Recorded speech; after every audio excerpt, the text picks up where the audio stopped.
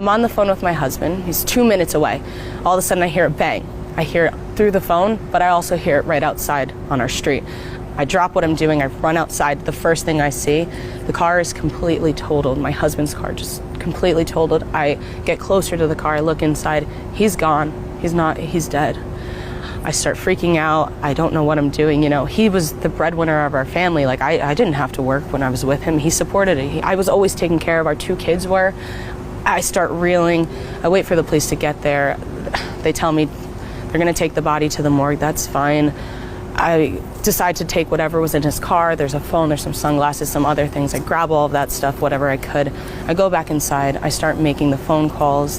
I'm calling the funeral directors. Finally, I get on the phone with the one where the body is. And he tells me that some other woman came and picked up my husband's body.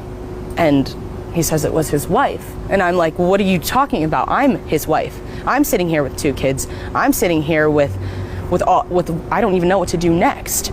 So I run down to where it's supposed to be. The funeral director there tells me, no, here's the address of where it was taken. That's where the body is. It's there now. I rush over there. I'm infuriated. I'm so angry that I have to go through this on top of losing my husband. It's just crazy. So I walk in. Immediately I see a black woman crying, sobbing over my husband, my dead husband that I just found in a totaled car. I'm angry. I didn't even know I was. I'm so angry. I rush up to her. I'm like, what are you doing? Why would you take my husband's body? Do you not know what I'm going through? And she starts yelling back at me. And she's like, what are you talking about? I'm his wife. All of it. And I'm like, no, you're not. I am. It's getting tense. We start just going back. Finally, I'm like, look, I have pictures. I have memories. I have kids to prove it. I will show you. She said, show me then, because I do too. We take out our phones. There's wedding photos. I have wedding photos. She does. It's the same exact man. He's Scott to me, but he's David to her. And we just start questioning everything we thought we knew about him. We start thinking, I'm like, do you have documents to prove his name? There's nothing in documents that she has that says Scott, and there's nothing that I have that says David. It's like he was 2 different people. And we were left with so many questions. We start talking a little more. We realized that we don't really know what he did for work. He just traveled a lot. I never really questioned him. I didn't have to. I trusted him.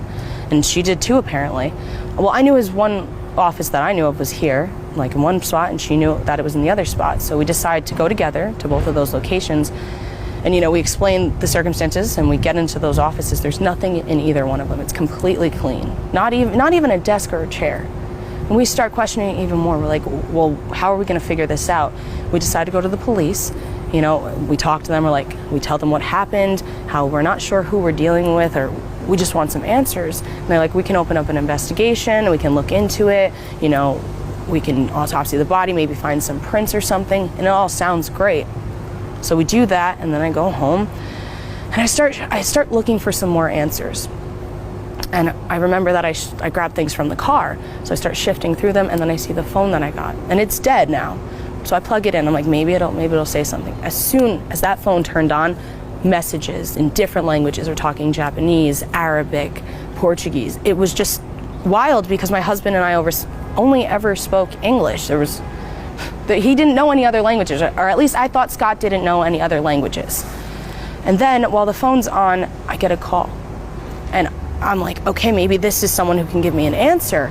I answer it, and on the other line is a woman speaking in Spanish to me. All I know how to say is, oh, stop. That's it. So I'm like, oh, okay, let me find somebody who can speak Spanish. I run outside my house. Luckily, my neighbor's gardener was out there. He speaks Spanish. I'm like, look, can you please help me? I don't know Spanish. I need you to translate this for me. I just lost my husband. It's very important.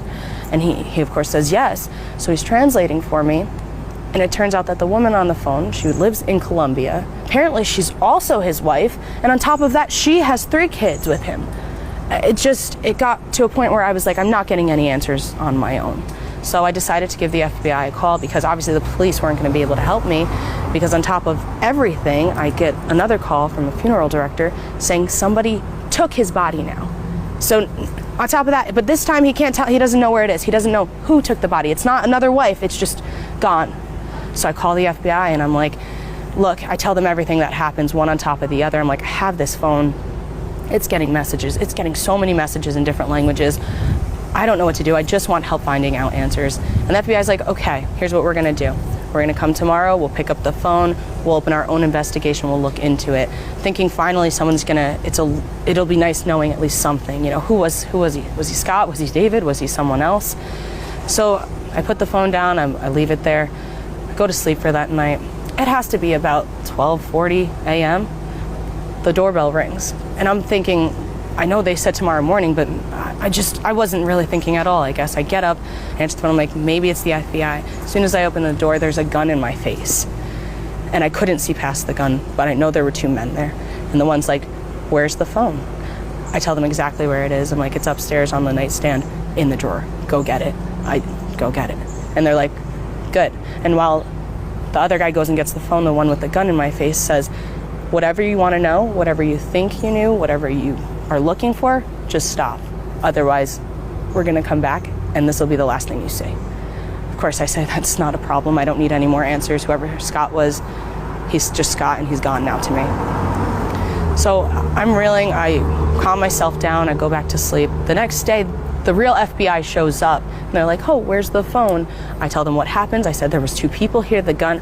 I don't even remember what they looked like. I couldn't see past the gun because I could only think about what will my two kids do if I'm not here anymore. And they're like, look, all we can really tell you then is that we think your husband was El Porco, which was an international foreign agent and a mercenary. And that's all they could tell me. And they said, you're going to want to stop looking for answers now, especially if they came to your house. They know where you live. They know where your kids live. And I said, that's fine. I'll leave it to you guys. With the stress of it, me and Jill, his second wife, ended up bonding over it. We decided to go to church together. And that really saved us. Forming that relationship with her and going to church, it was really helpful. And now we're just one big extended family. We're just support systems for each other, trying to raise each other's families the best we can.